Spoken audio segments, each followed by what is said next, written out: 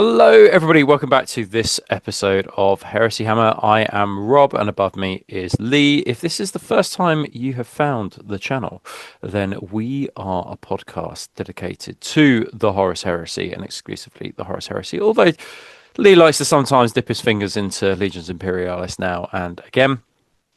So this is the second video of this month. Thinking back what we've done, we're kind of halfway through this month, but we've released released at the start of this month. We did Dan painting a World Eater's army in 48 hours. Make sure that you go check that out because it was, I mean, at the time it wasn't a good laugh, but looking back on it, it's a good laugh, and hopefully it's useful if you want to start a World Eater's army as well. If you want to watch a man kind of slowly losing his mind over his mental collapse as the over 2 days went on. It was interesting to see. He was pretty tired.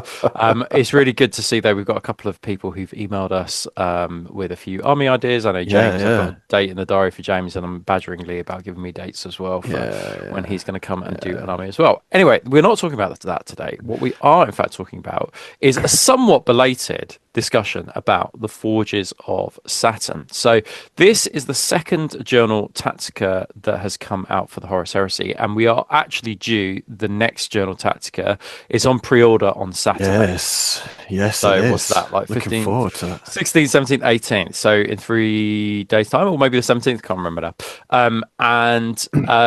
We really enjoyed, didn't we? As our assessment was that we really enjoyed the first of the Journal Tacticas. I think that it was met with like mixed reviews across the community, and I think that they probably put a slight foot wrong by releasing the mission that came in that first Journal Tactica for free, and I think people would be like, well, why am I paying for this? But there was a lot more to be kind of gained from reading the entire thing. Lots of lore, lots of cool stuff, lots of things that hadn't been kind of like gone over for several years. I would suggest that probably people went straight to the rules and didn't read the lore bit, and then immediately made their mind up that the book was a waste of time, and actually the lore bit was kind of one of the best bits, right? Yeah. If you're into the Horus Heresy and into the lore, then like go back and read it because it's absolutely brilliant. And we gave a brief kind of like sketch and overview of the lore, and that's exactly what we're going to do today. So we're going to do kind of like a deep dive into the book. We're going to go through the lore. So if you haven't got time to read it, then we are going to go through it today. And then we're going to go through the missions, the rules, and some other bits and pieces, and then give a kind of like a final thoughts and kind of assessment of it.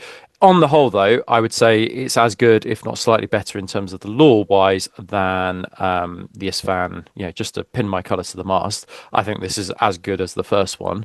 If not slightly better, and probably like.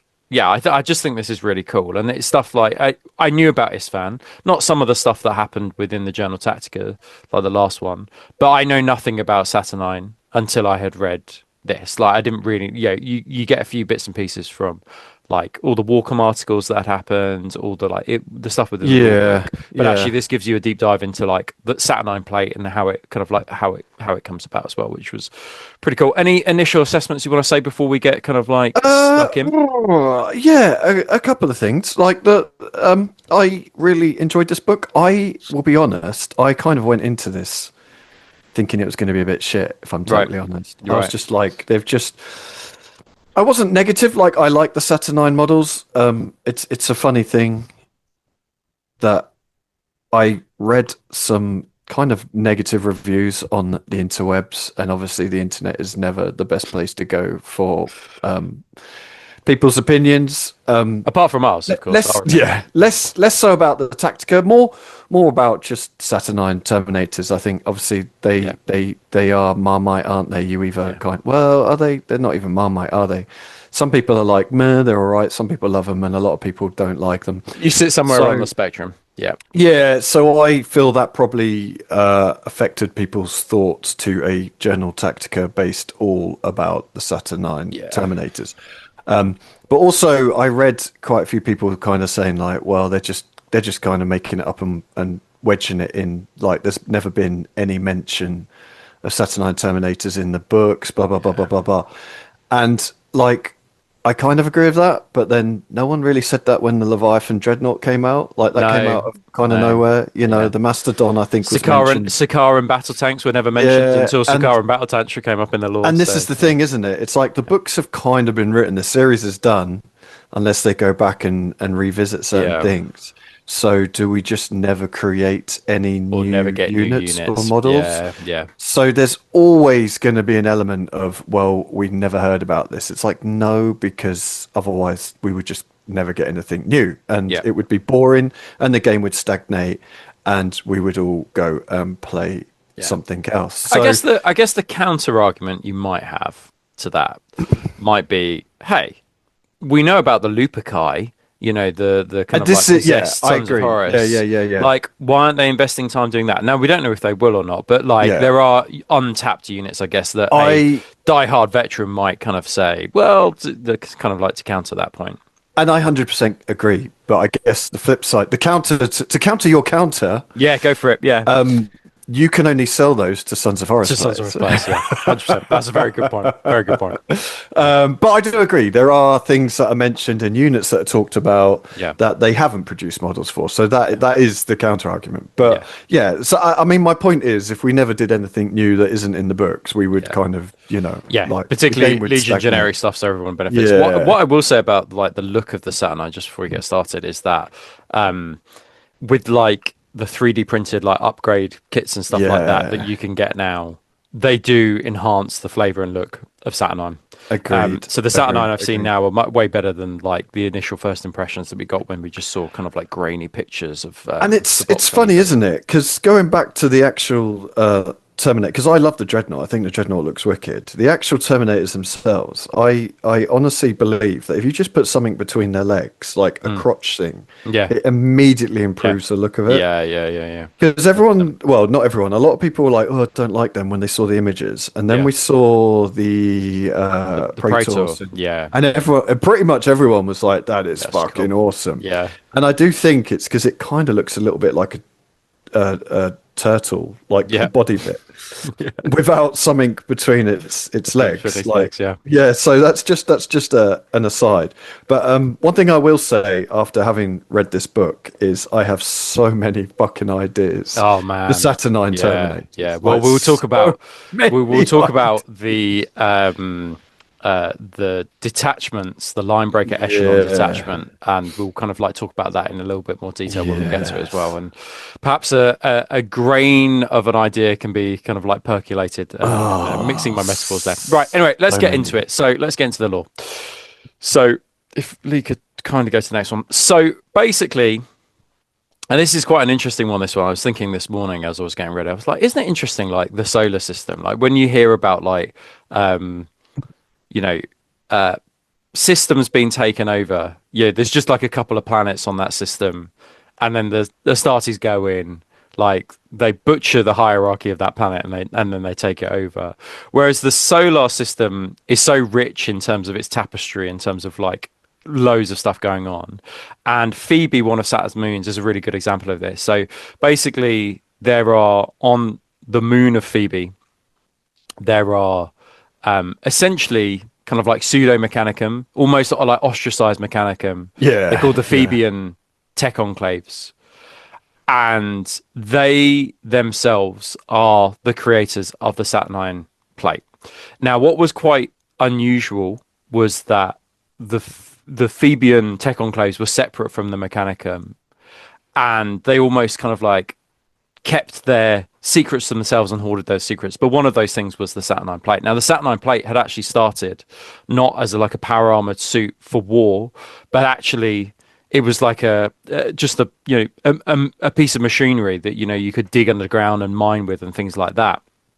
And as a result, you know the essentially they were able to like retrofit it and things like that and change it to be able to be created into this kind of like new kind of like Terminator Armor. armor Yeah, essentially. yeah, But yeah. one of the issues with it was it was just quite a complicated machine to be able to kind of like take care of.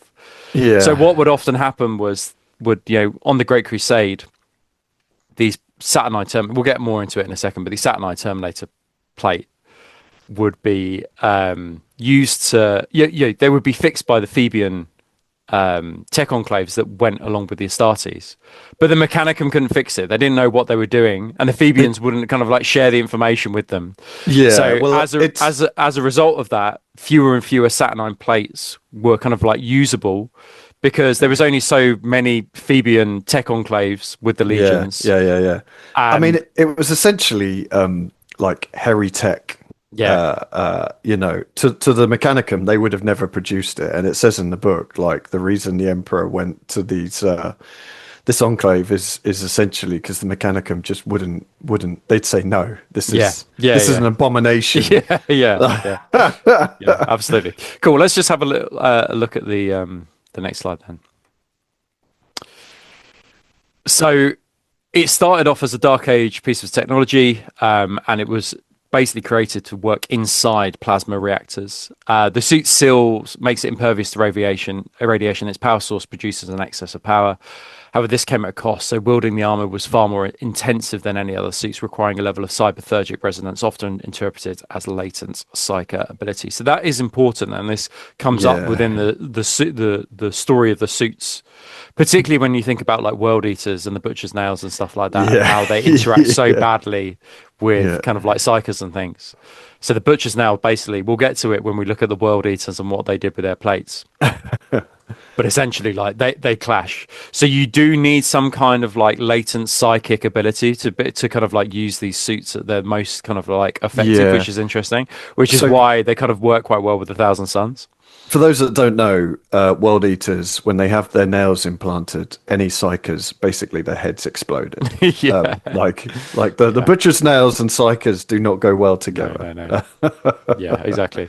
And so basically the Thebians wouldn't share this, like, how to fix it or how to repair it or even how to create it with the Mechanicum, with the Martian Mechanicum. So Theban attaches were essentially kind of like seconded to the legions, but there was only a finite amount of those, and these big fleets eventually kind of like go their own ways as well, and they get split into smaller and smaller and smaller fleets. So there's only so many Theban kind of enclaves, so that is important. So as the Great Crusade will run, the attrition of the suits and the scarcity of the Theban engineers meant that many fleets had more damage and profitable suits than usable ones. So in later Great Crusade, its use was rare, replaced more easily by Cataphractii and Tartarus. And of course, the Cataphractii and Tartarus suits, they were able to be repaired by the Mechanicum. But by Mechanicum, you use that as kind of like an umbrella term, like Tech Priest, the Mechanicum, Forge Lords, like the Astartes, like elements of it as well. So because the Cataphractii and Tartarus plates are being produced by Mechanicum on Forge Lords all across the Imperium, basically the kind of, if you need a heavy suit, basically it makes more sense for the Cataphractii and Tartarus to be used. So like what eventually happens by the end of the Great Crusade is that like very few suits are able to be used because like they're broken, parts are missing, like parts need replacing, and the Thebians just can't keep up with the attrition that is taking place with these suits. And then Vulcan gets involved. So Vulcan's basically just like, oh man, we need to sort out this problem. So he starts tinkering, much to the chagrin of the Theban kind of tech enclaves. He starts to like tinker around with the Saturnine suits and starts to essentially retrofit it and kind of takes it apart, starts to study it, analyze it, and kind of essentially makes it easier to construct and easier to build. So the new suits that we see within because it's interesting because the new suits that we see are almost like the Vulcan pattern suits. I'd love to have seen like an original suit that was able to be put into a plasma of like reactor and seen how different that looked. So Vulcan, as I say, starts to tinker around with the suits. And the reason also why he's kind of more involved in it than others, obviously, is Vulcan, like Ferris, he's kind of like an artisan of war, but also he's quite closely linked with the Librarius project. Salamanders are all about like librarians and shit like that.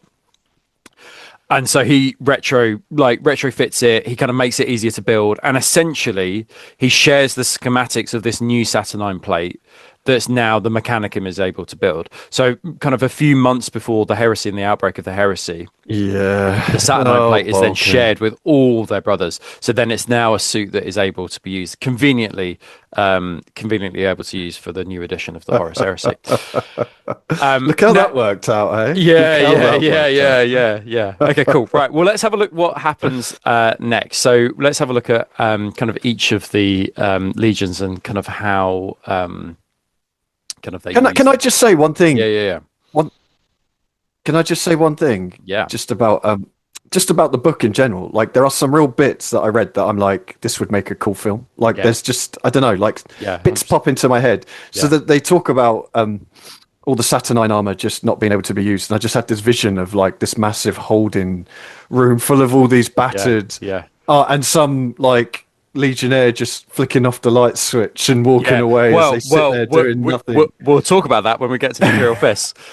So, in terms of the suits, so the book does a great breakdown in terms of what happens with the suits, and actually, I think that these are great. But like they talk about what happens with the suits before Vulcan came along and after Vulcan comes along as Mm. well.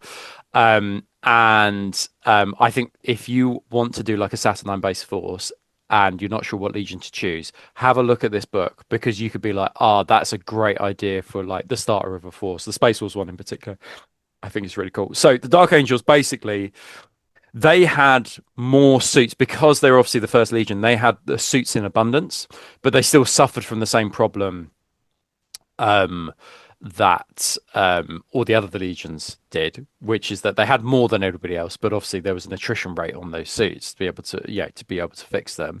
They basically didn't initially trust the plans the Vulcans sent over, so they spent like months and months kind of studying them, and then eventually kind of like they kind of got those suits, repaired the suits, and got the suits into production, I think and it they were says in the used by the book Dreadwing. it was a year after they Yeah, received it that they were yeah. like, oh, actually these are all Yeah, right. yeah, yeah. They're typically distrustful of the Dark Angels, but yeah, the Dreadwing use these, and I think the Naphrasia are mentioned, and that's also mentioned in like an early Horus Heresy book as well. Who use these kind of like Saturnine suits. So the White Scars, obviously, because they're linked with the kind of originally Interesting. starting up the Librarius. Um, like they are quite heavily involved in this and quite keen to be used. So the White Scars use them in terms of because they're such a slow plate, we might not like necessarily associate them with kind of like Saturnine armor, but essentially that they're used to teleport in White Scars army into the heart of battle and into the assault. So you can see how Mhm. they're kind of like yeah, head of the snake kind of vibe. The Space Wolves is like the most interesting one, I think. And if you were going to do like a starter force and then wanted a Saturnine army, I think do this. So Prospero had already been destroyed by the wolves, and the wolves had been badly mauled by the time that Vulcan shared the new Saturnine technology. So they had little entire time to embrace the new tech, but were so depleted they took to any adventures they could. They would eventually field Saturnine companies, but always with the Speaker of Dead guiding the Draeger into battle. So I looked at this, and I was like, what is a Draeger? Like, what is that? Anyway, I kind of like went into a pit of Viking mythology, and basically, like, they are undead Viking warriors that like guarded Oh, like hordes of treasure that had like lost their minds. So I really nice. and Okay. basically this like essentially, yeah, the Space Wolves are like, oh, if you are in a Saturnine suit, you've basically like lost your mind. You're incoherent. You're a Draeger, Interesting. and you have to be led by like a Speaker of the Dead.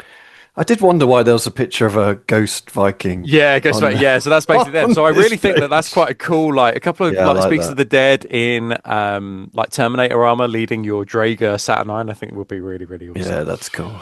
Um, the old suits on the for the Imperial Fist, they were basically kept as like relics on board the Phalanx. So that's exactly what I think you were like Yeah, yeah, describing. yeah, You got like these suits, and then the lights kind of like go out one by one. yeah. And then they were fully committed to the Retribution fleet, dawned with requisition much of the redesigned armor to reinforce the Imperial Palace. So, as you would expect, they are there at the Siege of Terror, despite the fact not once are they mentioned at the Siege of Terror. Um, so, the Blood Angels got them in a way. So, basically, from the lore that we have, the designs were sent by Vulcan to Baal. So there wasn't by that point the entire legion had kind of like left. But when they get to Ultramar, the Ultramar kind of like Forge Worlds essentially provide the Saturnine plates to the Blood Angels who embrace them. But what they find is that those who go in the Saturnine suits were more prone to dark memories of like sickness again. Like, is that whole link to that kind of like latent, like psychic ability? The Iron Hands. Now we'll talk about the Iron Hands a little bit later, and the Hellwrought Iron Hands Saturnine plate, because they are very naughty boys, the Iron Hands.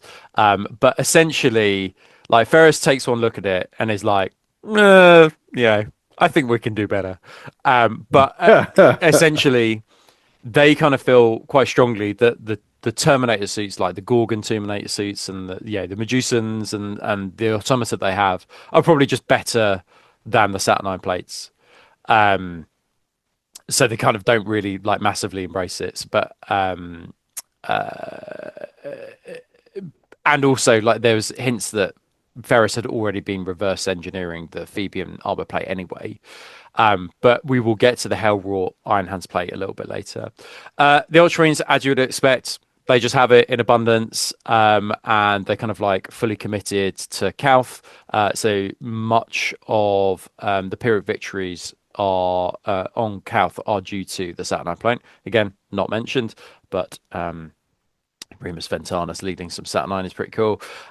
Salamanders. So Salamanders have a bit of a tragic story. We'll get more into it a little bit later. But essentially, they commit their entire cohort of Saturnine Terminator armor and Saturnine Terminator dreadnoughts to Isfan, and they lose it all. Like they lose it all. It's stolen by all the other legions. Like Which I was going to say, ironically, links into how the Iron Warriors had quite a lot of Saturnine Terminator exactly. plate. So basically, they commit it all. Vulcan commits it all, and then it's essentially all lost.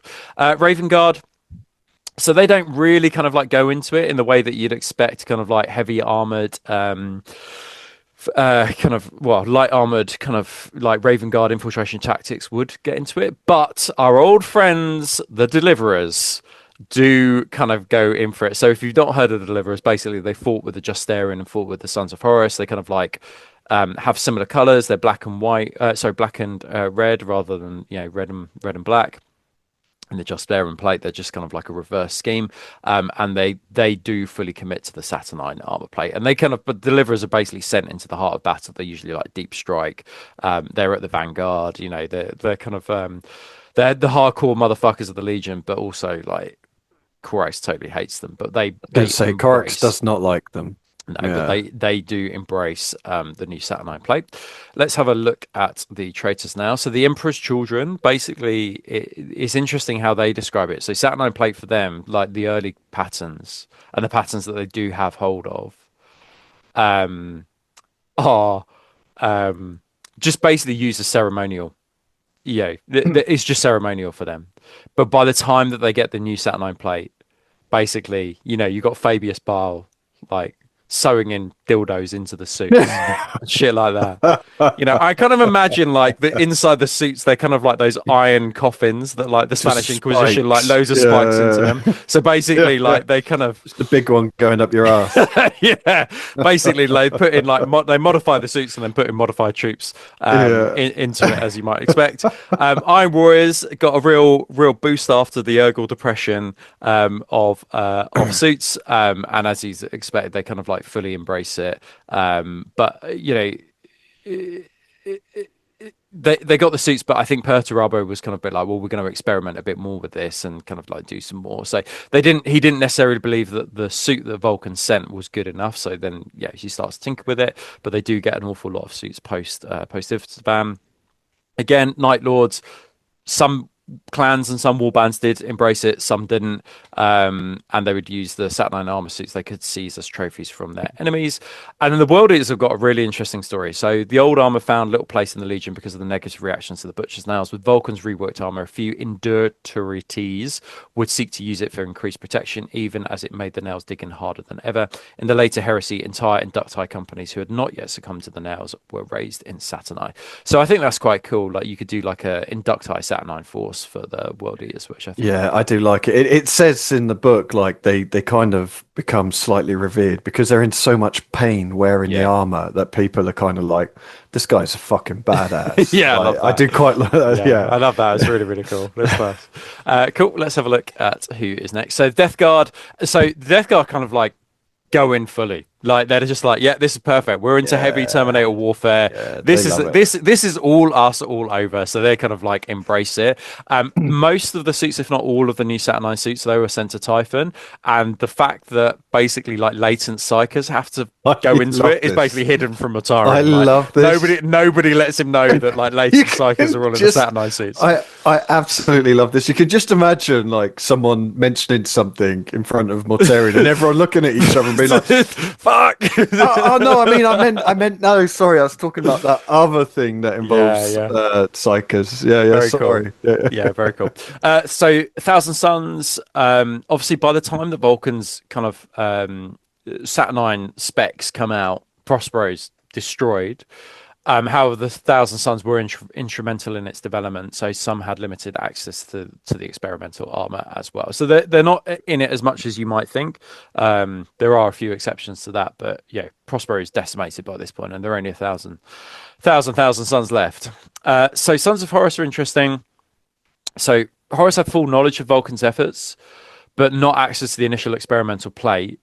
But basically, he leverages several forges to furnish his forces with as much as he could. And basically, the Saturnine plates are seconded to the Justarian, which I think is so cool. Like, we often just associate the Justarian being in, like, Cataphracti plate, and because that's just what we know and understand. But I Yeah. love the idea of a first company Saturnine, like, order. Yeah. That'd be Yeah, so yeah, yeah. cool. Really, really cool. Word bearers initially ignored the new technology as they preferred esoteric means of augmenting their forces, but corrupted Saturnine armor, however, became more commonplace later. And we shall see one mark of the Freightus Anointed coven a little bit later, and how So that's then cool. So perverted by the Iron Hands as well. And then the Alpha Legion. The first post-Isfan deployment of Saturnine was Alpha Legion, though how they came to own this armor is unclear. There is also unconfirmed reports of them using it before the drop site, as there were no survivors. These are unsubstantiated. So typically obscure. Yeah, I really like the idea, though. You could do like a Saturnine force with like the Alpha Legion plate over the top, and then scratched underneath. You could have like different legions, kind of like Saturnine plate, Okay, like salamanders just underneath nicked it, and yeah, it'd be pretty cool. So that's what each of the kind of like legions were getting up to at this time, and I think some really cool stuff there. Like, you know, Sons of Horus first company force, that'd be really cool for Saturnine. The Draeger for the Space Wolves, I think is pretty that's cool. Like, yeah, just having mass Death Guard Saturnine, I think is also like a really, really cool cool concept. But any ideas that float your boat there, Lee? Any kind of ones you like? No, oh God, word bearers Yeah. is the one that I can see me doing an allied detachment of word bearers, especially when we see the rules, but not the rules. I just like the scheme, and I think Yeah, it's cool. the idea that it's in the book, it's Corfairon's kind of first company, that because they wear all the grey from the original Legion colors, like it just looks cool as fuck. So yeah, but then I don't know, because it does mention in the book about I was just looking at it, the Tekathikos, which is the Iron Warriors, basically made companies of Saturnine Terminators to basically to break sieges. And it means the Mountain Breakers, which I think is also quite cool. I'd love to. I think for me, like, as much as like a little bit of Saturnine here and there is quite cool, I just love to do an entirely Saturnine force. Like, for me, I think that would be just so awesome. I haven't built one yet, so I might build one and be like, they're quite posable. Like, they're pretty good. Like, So I could see me doing fuck you, GW. I've got a ton of them. I've got like fucking I don't know how many I've got. Like I must have at least 18 Terminated. Oh, there's an army Saturnine. right there, literally. Literally, and a Dreadnought as well, which I've done nothing with because I just wasn't really sure what to do with them. I should have read this book ages ago. And then you have an It's entire immediately army built and painted by given me. now. Yeah. So yeah, but I honestly I don't know whether to just do Iron Warriors and add to my Iron Warriors or Yeah, to do a new do a force. word bearer Yeah. allied detachment. Yeah. I honestly don't know, but yeah, either or, it'll be pretty fucking cool. Awesome. Okay, well, let's get into the three narrative arcs of this book now. So, essentially, we've gone through kind of like the start of this book and how kind of like the book operates. Again, I cannot recommend enough going to if you're into the lore and the fluff and stuff like that, going to read it because there's some great bits in here. Yeah.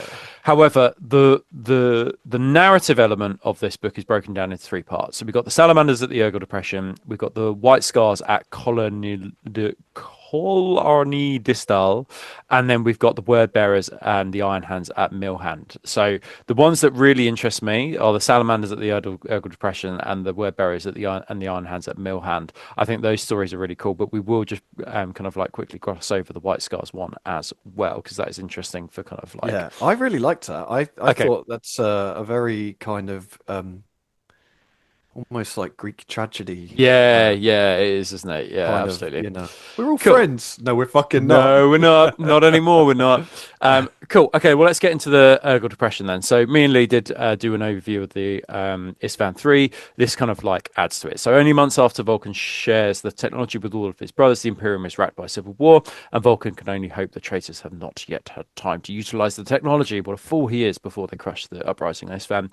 So, despite his reservations, Vulcan follows Ferris's plan, committing his legion to the battle. The first deployment of Saturnine Terminus is held in reserve in teleportation bays in orbit, while the main legion lands in the Urgal Depression. As the Loyalist forces advance, drawing fire from concealed defensive weapons, the Augurs look for opportunities and lulls in the storm where it will be safe to land the heavy armour. With a flare of teleportation, the Terminators appear on the battlefield. With heavy fire rippling off their plates and shields, they do not advance, but instead anchor the lines. For the landing zones, the Saturnine Dreadnoughts, the heaviest of the assets, deploy and advance across the zone. Only when they reach the Terminators does the advance begin. So basically, you've got a situation where they deep strike down, they anchor the line, but you've got these very slow kind of like Saturnine dreadnoughts kind of like walking up the rear in order to Yeah. meet to be a combined force, which is really interesting. And it was interesting for like one reason to me, which is that this story fits more in line with what we understand with the rules. Whereas the 6 months ago when we got the video Exactly that. dropping, we had like a Saturnine dreadnought, what appeared to be kind of like teleporting down. So I don't know Yeah. whether like originally it was like Saturnine Dreadnought could teleport down, whether that was a thing or not, and then they kind of like changed it. But yeah, it's an interesting one. So But basically, and this, also, yeah, also the way it talks about like the Legion forces trying to how does it describe it? They're trying to basically create areas where the Saturnine can come in because they yeah, know they're vulnerable when they yeah, initially yeah, like teleport in. I yeah, really like that. That yeah, links in again to the kind yeah. of So the the rules rules. can't have So sold out yeah, of I Deep really Strike like that. anymore. Yeah, yeah, Yeah, exactly that though. Yeah, but yeah, it's never been mentioned before. They always no, just like appear and murder everyone. yeah, yeah, yeah, yeah, yeah, Whereas yeah, this is kind of like we need to create areas where they can come in. We can't just yeah, teleport them anywhere. yeah, So I really 100%. liked that that idea of, Yeah, the lesser forces sacrificing themselves to yeah. kind of To create get them in diversion safely. attacks and Yeah, stuff. love it. Yeah. Yeah. So the Saturnine advance as one in perfect lockstep. The drumbeat of their heavy footstep rings across the depression, audible even over the heavy gunfire. The heavy plasma fire takes a toll on the Death Guard positions in the Ignis sector. And Ignis is, of course, where the salamanders are, with the salamanders advancing under protection of the dreadnought Kuldrakon, its armor already heavily pitted by fire. The dreadnought advances across mined terrain, the traps detonating harmlessly under its feet, allowing the host to advance in its stead. Among them, Vulcan watches his sons move against the enemy for the first time. So then we got a little bit of a set piece between the a number of Titans and the Saturnine as well. Now, what you will know is that Saturnine are not particularly good against Titans on the table, so we'll see how good they are against these guys here. So, as the traitor lines bend under the unstoppable advance, they open the doors and commit to their strongest asset. DS Air Raid walks. Vulcan cuts all Legion communications with a single order, bring it down. Nearly all of the Saturnine assets are out of range, save for a single squad under the command of Praetor Balankov. So basically, you've got a Saturnine Praetor with a few Saturnine Terminators, and I think a couple of Dreads as well, and they basically have to like fend off these Titans. So Koth's squad numbers but a dozen suits teleported in to exploit an identified weakness in the lines. Their disintegrated weapons could not harm the Titan, but pushed to overload could drain its void shields, keeping close their armor was a bulwark against the defensive firepower. A Warhound of Legio Mortis arrived, unloading all their fire into the Praetor Koth. He basically like gets utterly destroyed under the mega bolts of fire. Just disintegrates. Yeah, and then with the Saturnine assets under threat, the Raven Guard Storm Eagle Heros is retasked with providing close support. So as it is engaged, it discores its passengers, which is a bunch of assault marines with melter bombs, which, by the way, they cannot take any longer. And then they basically like attach it to they kind of like it. Loads of them are killed, but basically the ones who do make it through attach. You see, only the sergeant makes it through. Yeah, exactly. Okay. Yeah, they attach the metal bombs to the kind of like the weak parts of the Warhound, and then bring it low with its reactor detonating. So with the threat to the Terminators lessened, they can continue their assault on the void shields of the Deus. While their weapons could not damage the Titan itself, they forced the Princeps to draw power from weapon systems to maintain shield integrity. And as the Saturnine weapons overload and failed, the Salamander's super heavy assets move into position to take over and start to cause structural damage to the Titan, forcing the Behemoth to withdraw. The few remaining Terminators seek to follow it, but with the second wave imminent, Vulcan orders a fighting withdrawal. Many Saturnine assets were too embroiled to retreat, so chose to fight in the last. However, many were destroyed by the subsequent Iron Warriors' nuclear bombardment of their drop zones, leaving their fates unknown. Basically, those suits were taken. They all died. They all died horribly, and their suits were taken. So yeah, so just kind of like a pretty cool kind of like set piece, and I quite like that the Saturnine are not the saviors; they're just basically like there to hold ground. That's exactly what I was going to say. Which is pretty cool and probably quite realistic to how they play in the game, which is that they're not some like mad overpowered unit. Like they're just there as like a support element, really. Quite survivable. They get hammered, and then the super heavy tanks roll in and do the actual damage. I was reading it thinking, oh, please don't have them destroy did like a massive Titan, but no, it was in fact the assault marines that did it. Cool. Right, let's have a look at what our next tale. So this is as you say a bit of a tragedy, this one, but quite cool to see like the White Scars and the Thousand Suns kind of like hooking up, because they're always like a combination that I think works really really well, kind of like lore wise, and I think on the table they look really cool together as well. So Kolarne-Distal was a hidden pocket on the edge of the Maelstrom where a secret librarious project between the Scars and the Thousand Suns was established. So kind of think like Dark Glass from Path of Heaven, if you kind of like read that. It's not less about navigating like the webway and stuff like that, but it's just basically kind of like a place to study like psychic powers. The arrival of the Salamander ship bearing Saturnine plate gave them new research. The day Magnus broke the seals of the Golden Throne, a massive warp storm would envelop the station and leave it completely cut off from the wider galaxy. So the station would remain in this forced isolation for years until the Ruin Storm was born. That storm, ironically, was the salvation of the station. So Frosty caused the Maelstrom to calm, ending their isolation. As they prepared to leave, a lone White Scar strike cruiser emerged from the warp. As they landed, their demeanor was evident. These were not glorious warriors of the Great Crusade. Instead, were physically and mentally battered, carrying an aura of shame and rage. The newly arrived captain detailed at length the atrocities of the heresy so far, to the disbelief of those who had missed it all. So remember that there are White Scars and Thousand Suns on this kind of like station, and then White Scars turn up and like, man, it's all gone to fucking shit while you've been kind of like hidden away here. It's so cool though, isn't it? Just these absolute like battered, battle hardened, you know, like, oh shit, it's all gone wrong. And then they're like, what the fuck are you doing here with these guys? Yeah, literally that, It's time to upgrade your battlefield with Sacrus Mundus terrain. Sacrus Mundus sculpt breathtakingly detailed and varied terrain that will bring your games of Horus Heresy to life. From the ruined cities of Armoria to the jungle vestiges of Lintrath, Sacrus Mundus design immersive battlefields for any type of tabletop wargaming experience you desire. Find their extensive terrain collections online right now. Cool. Let's have a look what is next. So the newly arrived White Scars captain then doubled down, declaring the Thousand Sons traitors and attempting to kill all of the 15th Legion on board. A massive psychic barrier raises at the hands of the Thousand Sons, but it's the psychic attack from the lead White Scar Stormseer which destroys the attacking captain. The defenders' numbers only 36 Scars and 21,000 Sons, but they had the Saturnine plate they had been working on for years. So this is like a really quite a cool kind of like concept as a force idea. I think like having like some Scars and Thousand Sons together, I think would be awesome. And you can do that as a Shattered Legion force now. The attacking Scars outnumbered the defenders 3-1 and had the advantage of experience in fighting other Astartes and were veterans at boarding actions. The details of the battle are missing, but the defenders used the Saturnine plate to great effect, purging all the attackers, pushing them back onto their own cruisers and capturing it within an hour. In the aftermath, the Stormseer would note that the attacking Scars were only interested in death or killing, refusing any attempts at restraint. Analysis of the records of the cruiser show it had last been present at the Legion muster above Prospero, and it had belonged to the Brotherhood of the Dawn Sky, one which had initiated the conflict that began in the skies above Prospero. The defenders would split the remaining armour between two vessels and abandon the station. The White Scars set out for Chagouris, intent on determining what had driven their brothers to their actions. The Thousand Sons, however, set off on a more uncertain course, attempting to find the remnants of the Legion. So the Thousand Sons do have some plate, but not a whole lot of it.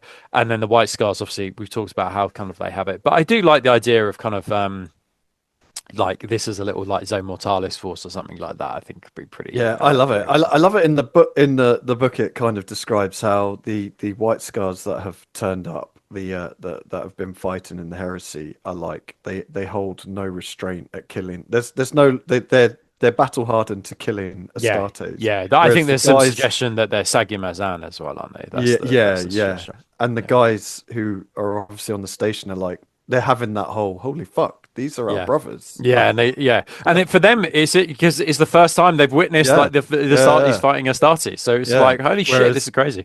Whereas the other guys have been doing it for a while now. I really like the story, just the bit at the end where they just go off on their own way, like you could just a little handshake, like, sorry about that, farewell. bro. Yeah. Good luck. It's cool. Okay. If I see you in the future, I will see you. Basically. Cool. Let's have a look at our last story. So this is one that's really, really interesting. So I think as well, it gives you a flavor of what is happening in the other parts of the galaxy, because we're so particularly sort of like Terra focused, Beta Gamma focused, Moloch focused. It's often difficult, and often we lose sight of kind of what's happening on the home worlds. But essentially, the word bearers that are left on Colchis, they described it as the Colchisian satrapy. So basically, the worlds around Colchis and the systems around Colchis are basically tithed to the word bearers, to Colchis, the planet of. And one of these places is the Forge world of Milhan. So essentially what the word bearers are currently doing at this moment in time during the heresy is bringing all of their assets back to the central system, to the Colchisian system. And so the Forge world of Milhan is basically being emptied of like munitions, armor plate, tanks, you name it, everything. They're trying to unload everything and get it back to Colchis, because essentially they know that actually there's going to be some kind of retribution from the loyalists at some point. So the unstoppable tide of Iron Hands cuts towards the heart of the Colchis. The word bearers attempt to slow the advance, sending endless fleets of fanatics and fire ships while they strip resources for reinforcements of their homeworld. So the Iron Hands have basically gone on a rampage through the Colchisian satrapy. And the word bearers are just sending like fleets of like militia and just people towards them. It's just not slowing them in any way, shape, or form. Yeah. One of the planets to be gutted in the Forge is Forge World of Milhand. Already heavily depleted of its Titan Legio and dogmated by other conflicts, the world is largely defenseless, save for the word bearer fleet frantically attempting to extract the vast war material on the surface. The Iron Hand fleet arrives, circling around their vast weapon, a piece of Medusa's shattered orbitum ring, given motion and armament. Any hope of defense of further extraction will be lost once it reaches Milhand in orbit. So basically, the Iron Hands have brought like a piece of Medusa with them, just like part of its orbital plate. They've just kind of like dragged it, I assume, ready to like fling it at several ships and planets and things like that. As the traitor fleet in the orbit resists the initial incursion, a single Iron Hand vessel lives long enough to disgorge drop pods and ships on into the atmosphere. So we've got Iron Hands going and heading towards Milhand now. This was another bit that I was like, this would be so cool in a film. Like you could imagine like the music and everything. Then the music stops. and the single Iron Hand ship goes in, and you get the dun Yeah. dun dun dun dun dun as Yeah. all the drop pods go off, and then it just fucking implodes because Yeah. it blows up Yeah. literally as it's dropping off all the drop pods. I was Yeah. like, this is such a cool little bit, just Yes. like Yeah. It's epic. yippee Yeah. ki Yeah. It's You awesome. shout America, Yeah. like fucking Yeah. yeah, love it, love it. So the drop approaches the primary forge in its spaceport, where lines of tanks and munitions are frantically being loaded onto the waiting stormboard. With no time to establish defense, mass maelstrom batteries of tarantulas and arachnids seeded surrounding the forge, taking a heavy toll on the incoming drop wave. So that is important. We'll talk about the maelstrom battery a little bit later, because that is important, because it's going to come up as a detachment. The remaining drop pods were split, some diving straight for the center of the forge, with the rest hammering into the waiting word-bearer aircraft, causing mutual destruction. A brutal stalemate developed as the relentless Iron Hands breachers met with unyielding word-bearer infantry as the airfields become a killing ground, but the Iron Hands start to win through sheer weight of numbers. The skeleton force of Wordbearer's defenders are still too busy trying to load what they can. And behind the Iron Hand advance, the despoilers discover a mix of advanced equipment and esoteric ruins, brand new Mark 6 stored alongside warp flasks and corrupted equipment. So what have these guys been doing at Millhand? So some of the Wordbearer ships attempt to lift off, but fall victim to a bank of Deredios. Of course, Iron Hands, Deredios. On the perimeter, the bank of Iron Hands contemptors have fallen to the Arachne, so servitors are able to pull the tarantulas closer in, drawing the noose around the attacking forces. So you've got kind of like these kind of like tarantula batteries, although they can't move in the game, sort of like moving slowly forward, because servitors are bringing them towards the enemy. Within the forge, the Iron Hands find little relief. The remaining rusted Castellax and Scarlax are little resistance. As they advance deeper, the architecture becomes increasingly corrupted and profane, with the Mechanicum structures disappearing beneath occult ruins, with the factory itself mutating, with mechadendrites and robotic arms assailing the oncoming warriors. Yeah, as an Iron Hand, you must be like, we're not in bloody Kansas anymore.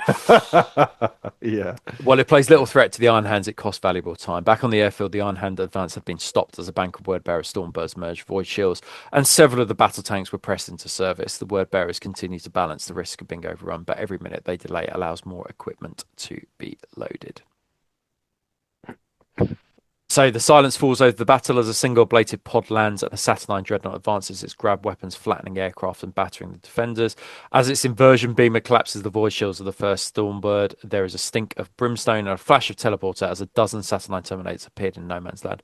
Back in the heart of the forge, the 50 remaining Iron Hands had reached the sanctum and swiftly ended all the Magos they found as they secured the chamber amongst the collection of the experimental Legion equipment. Their attention was drawn to the single dais upon which stood a heavily modified Saturnine plate, dripping in occult and esoteric markings. Before they could act, a dozen warriors wearing plate that matched that on the dais materialized, each wearing the mark of the chapter of the Dark Heart, Corferan's Terminator Elite, appearing with an accuracy impossible via conventional teleportation. They fire, evaporating the Iron Hands before disappearing again, taking all the experimental war gear with them. And See, that's another cool bit as well at the end. These are, of course, the Freightus Coven. So fucking cool. Like when they all disappear and then all the armor and that disappears as well. It's like, so we'll go through the Freightus Coven a little bit later. But on the landing pads, the arrival of the Freightus was met with less success. While they delayed the enemy for a while, their weaponry was ineffective against encroaching dreadnoughts, be it Saturnine or Contemptors. As their numbers fell, they teleported to safety. A final 5 Stormbirds managed to make for orbit, and the sole waiting Wordbearer frigate, already burning half of the point it could jump to in the warp. With the Wordbearers gone, the Forge is swiftly retasked under its new Medusa management. The Freightus Anointed see increased usage across the Wordbearers' forces over the rest of the heresy. And meanwhile, this is the important bit, the Iron Hands experiment on the few pieces of Freightus they can recover. In less than a year, advanced Saturnine armor appears in their ranks, these hell-wrought, bringing stronger weapons and increased durability.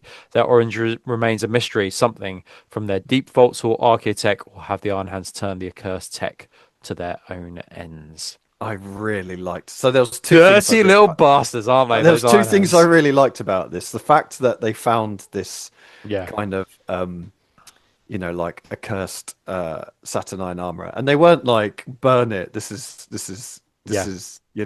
like, horror. Let's use it. They were like, this is interesting. What have they done here? And then the other bit was saying that the word bearers left the Forge world. It wasn't a good thing for the Forge world, because the way it says it is with whilst under like the word bearer's management, at least you had the escape of death. Yeah, And then it's like with the Iron Hands in, you didn't even have the yeah, escape of death because they yeah, would just fucking reanimate you. So yeah, that's so dark. It's like, yeah, what's worse than being under word bearers? yeah, Being yeah, yeah, under Iron Hands. yeah, yeah. Nice, yeah, love it, love it. Cool. And then that is the War of Bitter Iron. So those are the three narratives in there. So then we move to the missions and then the rules. So there's a couple of missions within here. The legendary mission is basically playing out the Ignis Sector Assault. A couple of cool things out of this one. So the attacker must put any model in Saturnine armor into reserve. So they've got to come down in the same way that it happens in the book. Yeah, I really like this. Yeah, which is Yeah. really, really cool. So before the first turn begins, the defender may make a preliminary attack with any tarantulas or arachne on the board, making a normal shooting attack, which will resolve the stat shots.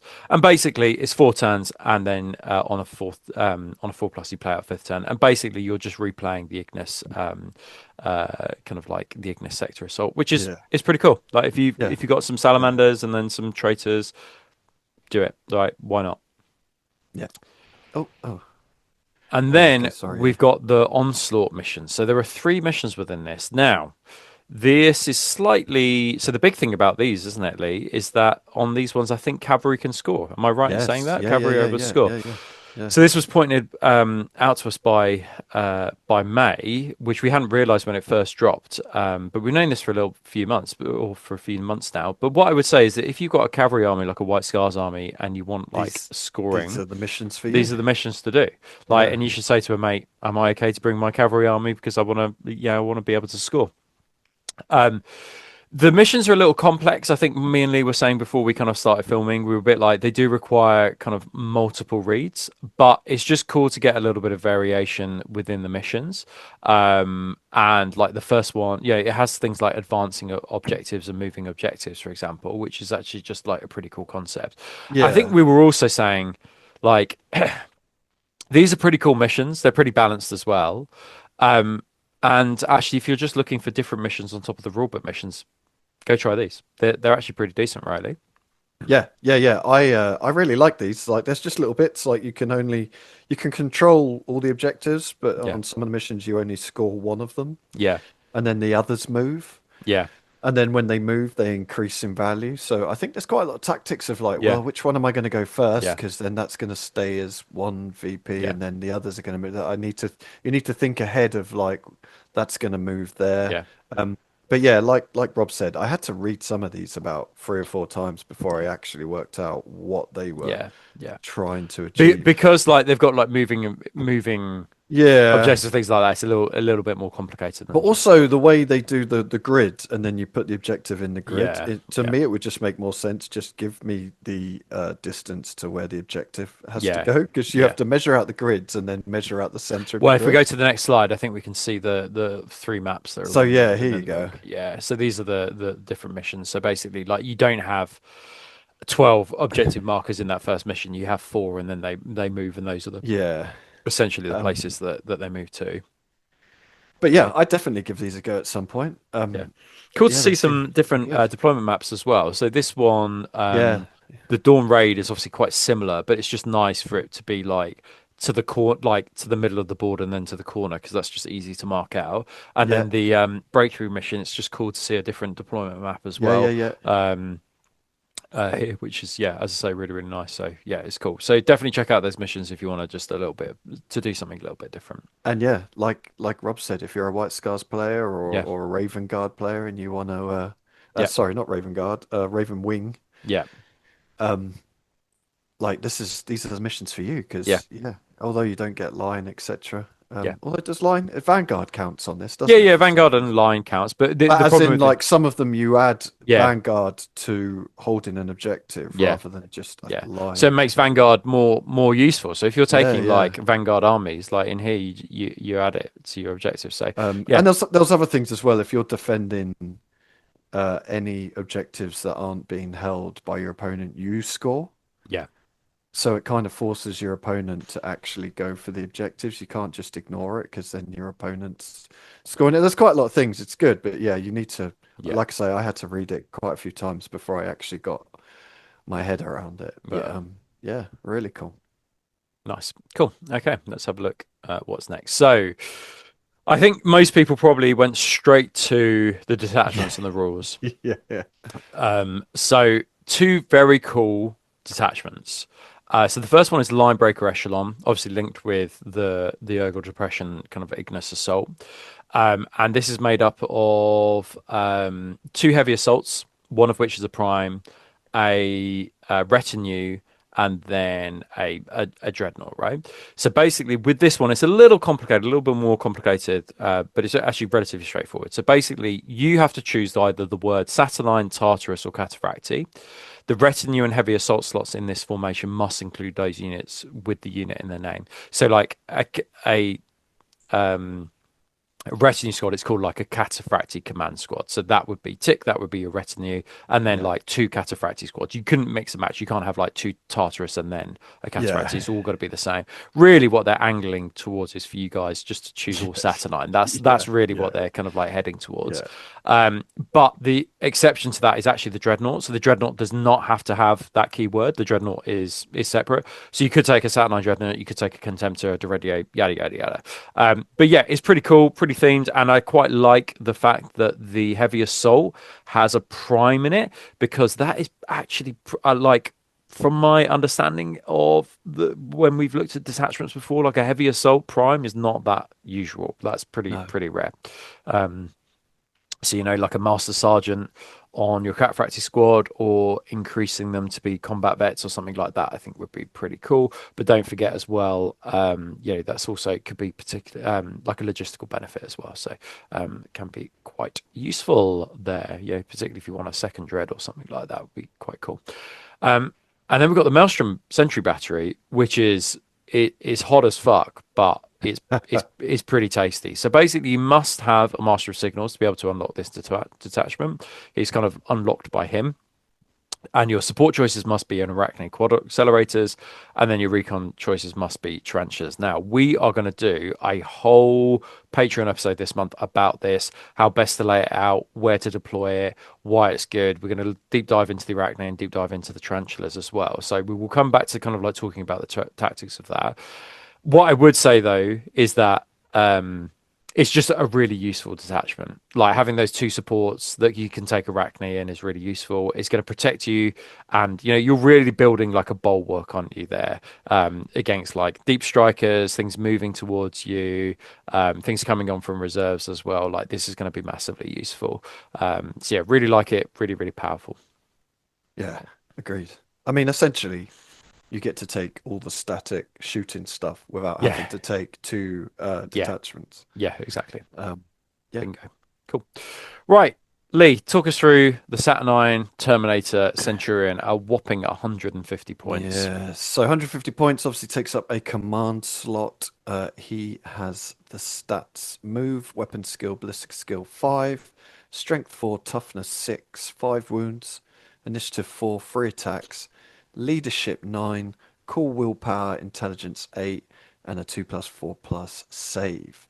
Special rules: a bulky 4, explode 6+, implacable advance, slow and purposeful, and officer of the line 2. That's the important bit, isn't it? Oh Because yeah. he just is a Centurion that has Officer of the Line too. Yeah, He's quite yeah, yeah. expensive, I think, for what he does. He is, Yeah, yeah. So he comes equipped with a plasma bombard, a Saturnine disruption fist, and he has the Oculux Auspex thermal diffraction field and teleport synchronizer. The teleport synchronizer has basically been added because it doesn't quite work with the Praetor rules that we have yeah, in the Liber books. yeah, So it just allows you to deep strike these guys if they're joined by a Praetor. He can swap Fist for Plasma Bombard for free, or a Heavy Disintegrator for if he doesn't like living for 10 points. Uh, he can swap and he can swap the other Plasma Bombard for Heavy Disintegrator for 10 points. Any model may also take a Particle Shredder for +5 or a Plasma Blaster for +10. Um, so I honestly think the only reason you're taking this guy is if you just want to run a Centurion force, to be yeah, totally honest, yeah, or you want a really survivable Centurion for some reason. yeah. I don't personally think he's particularly worth 150 points. Yeah.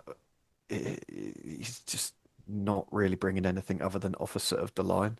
If you could deep strike him with a unit, then he would be fucking amazing. Yeah. But you still Like if need he the had if he Praetor. had that, yeah, you need the Yeah. like, yeah, I know exactly what I mean. Yeah, yeah, So yeah, it's a bit of a shame, but I still like it. I would run one if I was doing the way the book describes the kind of Saturnine, a lot of the Saturnine squads is it says they're kind of led by Praetors or Centurions. yeah, So just from a fluff point of view, I quite like the idea of this guy running like a large squad just because. But yeah, it's 150 points. But 5 wounds, 2+4+, yeah. toughness 6, like he's pretty survivable, but Yeah, yeah. I think exactly as you say, I think that basically you're taking him if you want an all Saturnine base force. Like it's yeah. a shame that you can't like even take a Vexilla or something like I that. mean that's Like the thing, that's isn't it? There's yeah, not even a Vexilla, like a normal yeah. you Because know, I really like the Centurion. Centurion, and if you want him to be heavy, just giving him a boarding shield and then a close combat weapon, and then giving him the Vexilla. That +1 to combat res is fucking amazing. Yeah, Like the fact yeah, that a yeah. character can take that and then it can be stacked with other bits of kit like a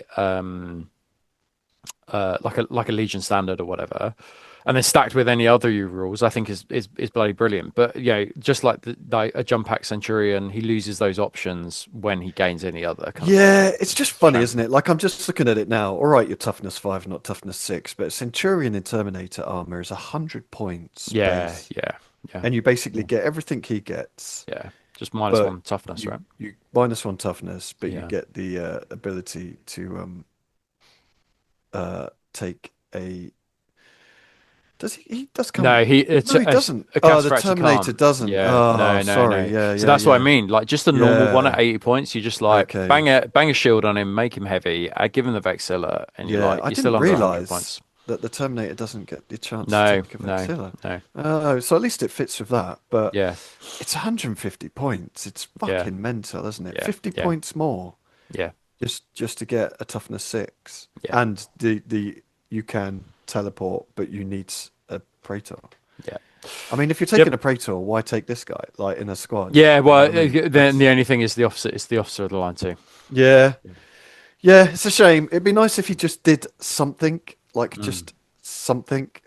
Yeah, I mean, yeah, leadership 9, I suppose, but yeah. yeah, yeah. Yep, But I I would agree. definitely run these if I was doing.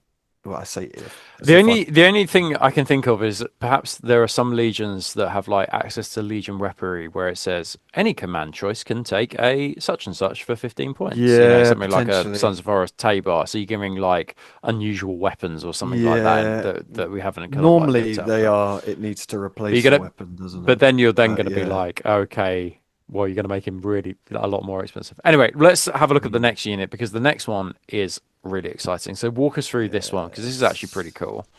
So the Saturnine Terminator Command Squad. So this is a retinue slot, 160 points for a champion and 1 chosen.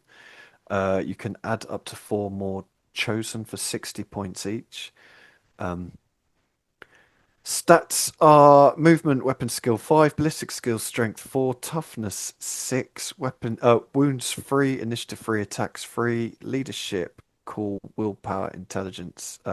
Leadership cool 8, willpower, intelligence 7, 2+4+ save. So the chosen and the champion basically have exactly the same stats.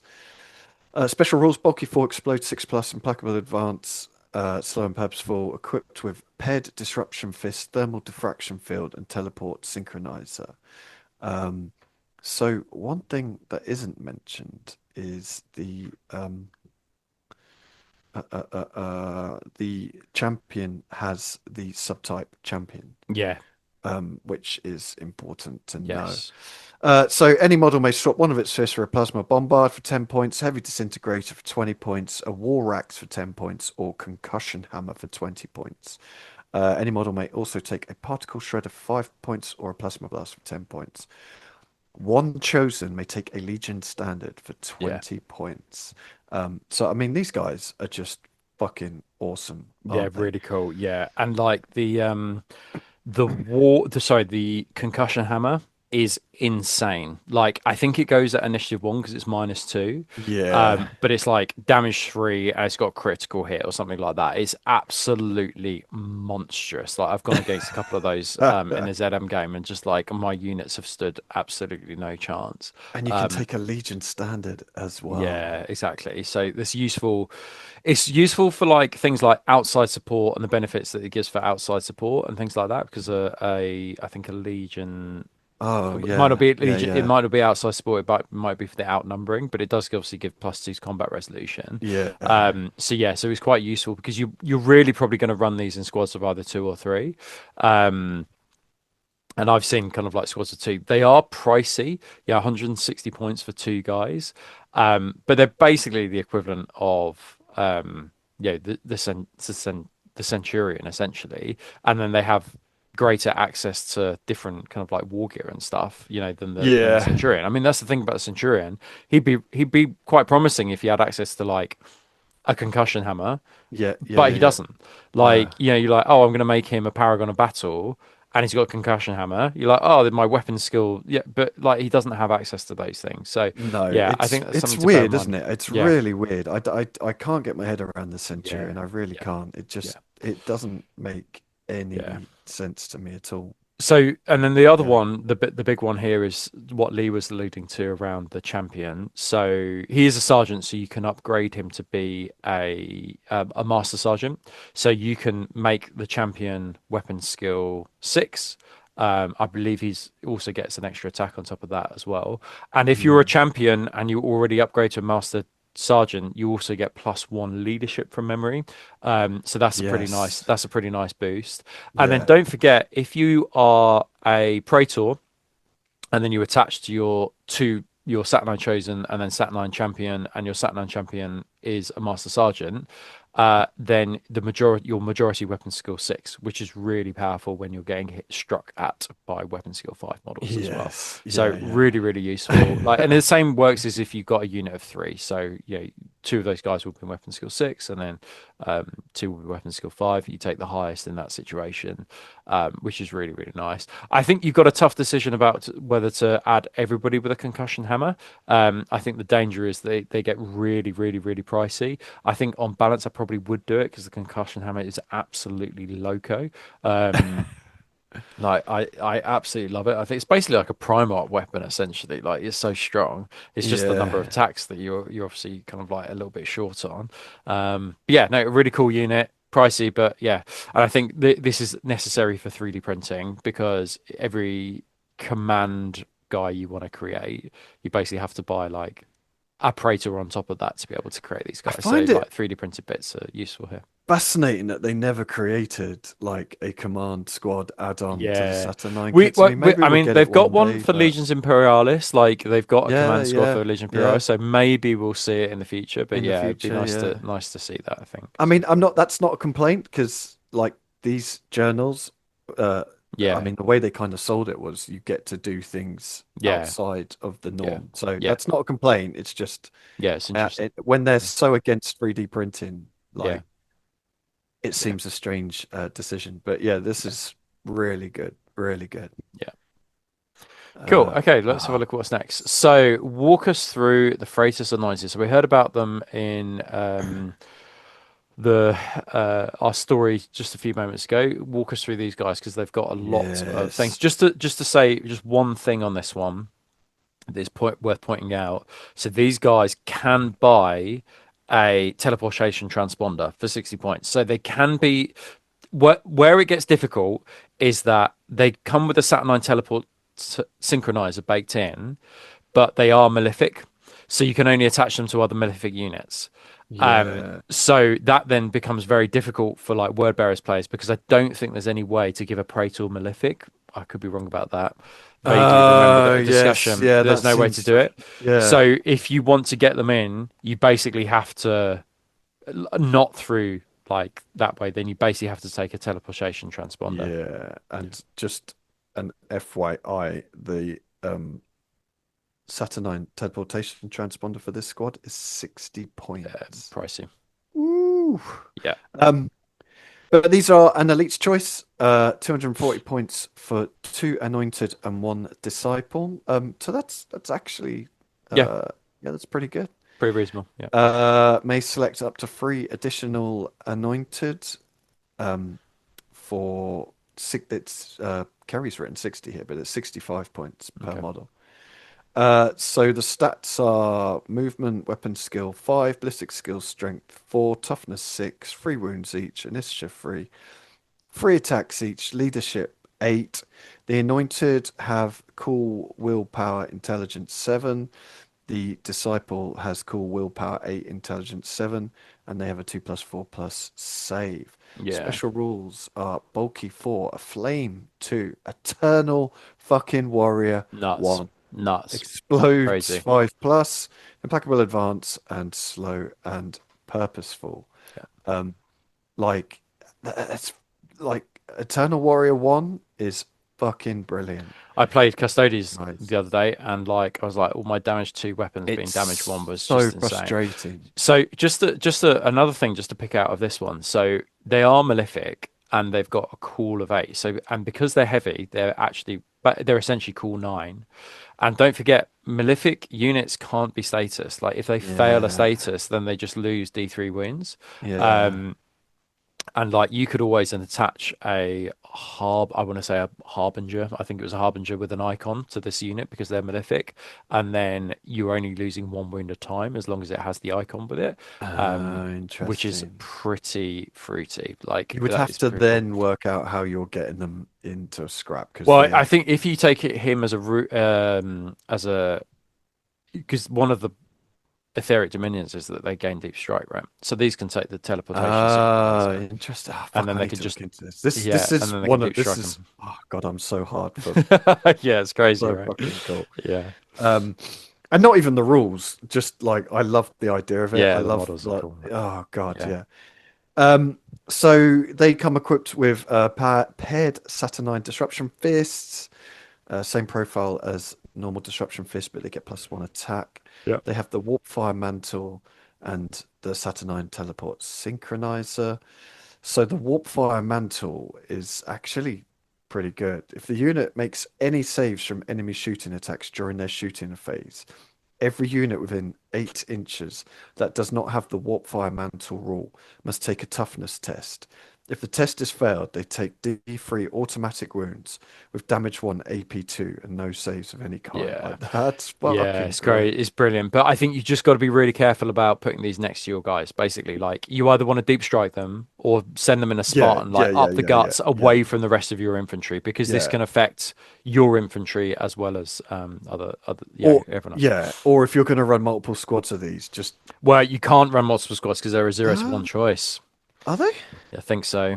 I Yeah. don't think they are. Oh no, they're not a 0 to 1 No, choice. Holy shit! Yeah, no, fuck. no, For no, some reason, I thought they were 0 to 1, but they're not, are no. they? Talking shit, Sorry, Robert. sorry. You can put as many as you want in. Um, so yeah, like you just have to be careful. But I mean, like it's a toughness test. It's Yeah, it's not gonna end the world, but it's just a nice little fuck you if you've yeah, been yeah, shot. yeah, And with weapon skill 5, you probably want to be getting these guys into a scrap, so they're probably yeah, going to be close, which is where I mean the teleport transponder 60 points for a teleport transponder is a lot, but yeah. what else are you putting these in? I Like think if Spartans you and have Land Raiders? 60, if you have 6 guys in a unit, you just be like, look, it's only 10 points. 10 points Yeah, a yeah, yeah. 10 points a guy to get them in. Yeah, rather than 250 points to put them Yeah, in a Land Raider or yeah, yeah, 400 yeah. points to stick them in a Spartan. Exactly. Um, yeah, so what else is on here? Any model may swap one of its fists out for a plasma bombard, heavy disintegrator, or a Saturnine war axe. Any model may take a Ooh. particle shredder. The disciple may take a teleportation transponder, like we've Yeah, mentioned already. I really like these guys. yeah, Like really, really, really like these guys. I love uh the paint scheme that Rob has done. If you are on his Patreon, you can go and see that. I also really like is it Cult of Paint? They did like little like stuck little like banner poles with hands and yeah, shit on. Like I yeah. just think this from a modeling point of view, you could It's really cool. really Yeah. do some cool shit. Um, I just really like this. Yeah, Like it's awesome. I'm in an hour in about revisiting the word bearers for a while. So as soon as I read this, I was like, oh, fucking hell, I'm Yeah. gonna have to do it, aren't I? Hot AF. Cool. Okay, well, let's have a look at the final thing within the Forges of Saturn, which is the new Prosperine cult option. So this is really interesting if you are planning on taking lots of Saturnine. So the Osarian is a new Arcana choice that may be selected by 1,000 Suns for 10 points per unit. It may only be taken by units in Saturnine armor or a unit that is only made up of walkers. So it grants psychometry and machine empathy. So psychometry, it's a blessing used in the shooting phase. The unit, which must include the model casting the power, reduces the value of overload for the shooting for their weapons to a minimum of 0. And then machine empathy, a blessing manifested in the start phase. A single model in the unit, which must include the model casting the power, regains a lost wound. So basically, this is all about like fixing yourself, but also making sure you're not killing yourself as much. So it does make the disintegrators a little bit more appealing, because they are so lethal to Yeah, themselves. yeah, But yeah, whether I quite like the idea of a Saturnine a dreadnought with this machine empathy, just getting a wound back. But then I just think, would it just be better to be like, I'm just gonna buy a Forge Lord and fix like 3 wounds back or whatever, or 2 wounds back or whatever it is. So that's that one. yeah. I So like this. I like the yeah, fact it's that good. they've It's they've nice. given the Thousand Sons some rules without having to create an entire new unit. Yeah, it's great. Like hopefully we see some more of this for some of the other legions, Yeah, like the Dark Angels would be a good one, I yeah, think, to get some funky rules. yeah. But yeah, I like it a lot. Nice one. Cool. Okay, well, let's go to our final thoughts. So, Lee, final thoughts. What do you think of the book? By the way, we didn't Oh, mention the start. It's exactly the same length as the first Journal yes. Tacticum. So this was one thing I was going to say, and I think it's just because there's kind of three quite short stories, and then loads of bits and bobs that it felt like there was less lore in this than the Istvan 5 journal.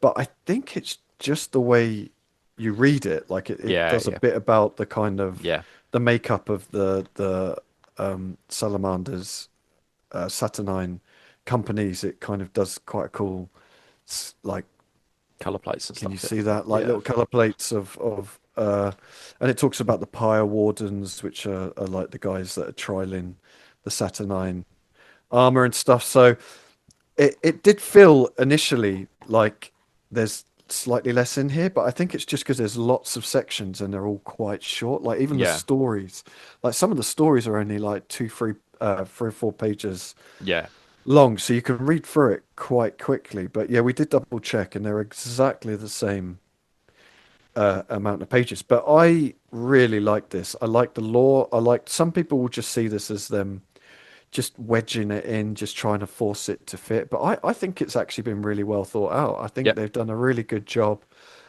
of kind of explaining why we haven't seen much of it, and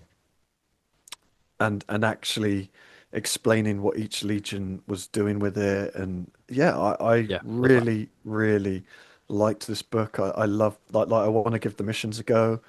Um, the Centurion, I'm a little bit meh about, but the word bearer. Uh, Specific Saturnine, like I think they're fucking awesome. Yeah, I'm a big fan. If you haven't read the lore, like go and read it because it is actually pretty fucking good. What were your thoughts, Robert? Yeah, I agree. I think this was another strong move by GW. It was nice to see that they didn't release the missions for free, I guess. I think that's probably good. Yeah, yeah, I think, again, if you're just into the lore, it's difficult for us, I think, because like we before the shows, like yesterday, we were reading them back to back to be like, okay, well, we need to know about like what happens in them. So I yeah, gain yeah. enjoyment just from the couple of hours reading, like going through them. Um, Whereas I think lots of people, as you say, just go straight to the back of the book and like look at probably don't even actually like look at the missions, just look straight at the rules. Yeah, I mean, Um, I think most of us do it, don't they? They go straight to yeah, the rules, and then they'll have a flick at the pictures, and yeah, then they might have a read of some of the missions, and then yeah, miss stuff. Like we yeah, totally missed the fact that yeah, um, the cavalry are scoring. cavalry Yeah. can hold objectives. Yeah. Yes. So Well, yeah, scoring. yeah, Is right, but yeah. it's So yeah, I thought it was a strong outing, pretty nice, and looking forward to seeing what the new mechanical one is about as well. And I think that it's nice that we've got two Legion yes, ones, and now we're going to get a mech one as well, because I think that it's so easy to kind of like for the Solar Orcs and mech players to just be overlooked. concentrate. Yeah. Yeah, so I think that's really cool. So we'll get, I guess, like when the initial yeah, when people get their when the influencers get their copies, we'll get an idea from like Goonhammer and stuff like that, kind of I like mean, what it will be. that was something I was going to say actually. Like we haven't been given these. We are no way Yeah, endorsed by Games Workshop, so we're not just blowing smoke up their ass because we're getting given free shit. Like yeah, this is our genuine thoughts. I really enjoyed this. yeah. It's So good. Strong yeah, outing. yeah, yeah. Awesome. Okay, well, let's finish up. You guys know the drill by now. We just want to say a couple of thank yous and a couple of reminders as well. So, big thank you to our Heresy Hammer Praetor tier Patreons, and in fact, big kisses to all our Patreons. Thank you for keeping Heresy Hammer alive and kicking, but particularly to our Praetors, our top tiers. Lee's almost come around to the end of doing the hoodies, haven't you? I think Oh next God, month is last month, yes, and then we've got our next reward coming out, yes. which is being worked on at this moment in time as well. But yeah, as I say, big thank you to those guys. And if you haven't seen our Patreon and haven't heard of it yet because we haven't mentioned it yet, then please make sure you go and check it out. So it's from as little as £4 a month. Don't forget to like and subscribe. Don't forget to follow us on all our socials as well. And this is available via Spotify as well, or all our podcasts are available via Spotify as well if you want to go check it out. Without further ado, though, we are going to love you and leave you. We hope you enjoyed this one, and we hope that you get all the things that you want to pre-order on Saturday. And I also hope that everybody gets a good glimpse of tomorrow's. I think it is tomorrow's because it's the Oh 16th yeah, yeah. previews, isn't it? Is it Yes, tomorrow or I think it's the Saturday? 16th. I think it's the I 16th. don't know what day we're on. I Yeah, think no, it's it's the Saturday, 15th isn't it? today. No, I think it's tomorrow. Oh, I is think it's it? tomorrow. Oh, interesting. So yeah, so I hope Um, you guys get lots of good things. We've heard rumors of Custodes. yes. We've heard that basically that's just going to be kind of like new plastic range, except for the Lords of War. Um, Oh shit. yeah. So and So then I had what do you heard. think's going to be shown? What do you think's going to be shown? So I, Gary yeah, said he thinks we'll see one picture of like no, one no. dude. I think I it'll be the think we'll yeah. see a battle box. I, I I think we'll get a Custodes battle box. yeah. It'll be some squads, a character or a command model, Yeah. and maybe some sort of dreadnought or So I something. think Plastic vehicle. it's a complicated picture because what it's because who's it for, right? Is it for the Horus Heresy, this reveal, or is it for normal 40k? Because everything we've seen in the past year is that they are separating the two lines. The two lines just Yeah, don't yeah, mix, and the yeah, lines are essentially separate. So if it's for if it's 30k Custodes, I can see 100% a complete resculpt of the 5-man squad, yeah, yeah, yeah, and making them a bit more like 30k, like a little bit more yeah. refined, I think whatever. that's exactly what we're gonna get. Yeah, and I can see a battle box in it for that as well. So I can Yeah. see a squad of 5 Custodes, 3 Terminators, probably not Ooh, three, probably not. Terminators. Yeah, Aquilon Terminators, 100%. Aquilon Terminators. Interesting. Aquilon Terminators are so good that like they've made them so good this edition. I can't But see are them they making them still look less than. available in resin? I don't know. I'm not sure. You'd have to check. Ah, I yeah, I can see can't be bothered. one Dreadnought and then one Caladius, and then that being the battle box, and then like 2 of Interesting. those, and you're Interesting. basically like, yeah, with a shield captain or a couple of shield captains, Yeah. and you're away, which would be really, really, really exciting. I think I'd be interested to see if they've redone the Aquilons. Um, I'm always sad that like the fire pike is like underslung rather than an actual pike from the All actual like right. Yeah, artwork. yeah. So it'd be cool to see that because sometimes they do rejig these things and kind of like from the resin because they were able to do more stuff in plastic. Um, so yeah, if it's for 40k, then it's anyone's guess. Like anyone's guess what might happen. Like I don't know if this is going to be a 40k thing or whether it's Well, I going to be don't a think it 30k will be thing. because they did the teaser picture of Yeah, the Custodes blade, didn't they? yeah, With the 30k Okay. Oh, right. Interesting. Interesting. Yeah, Okay. do you remember Well, when yeah. they did the picture of the Yeah. Okay. Catastrophe Terminator Yeah. like arm? Yeah. They did the leg Yeah, of that's right. Atari.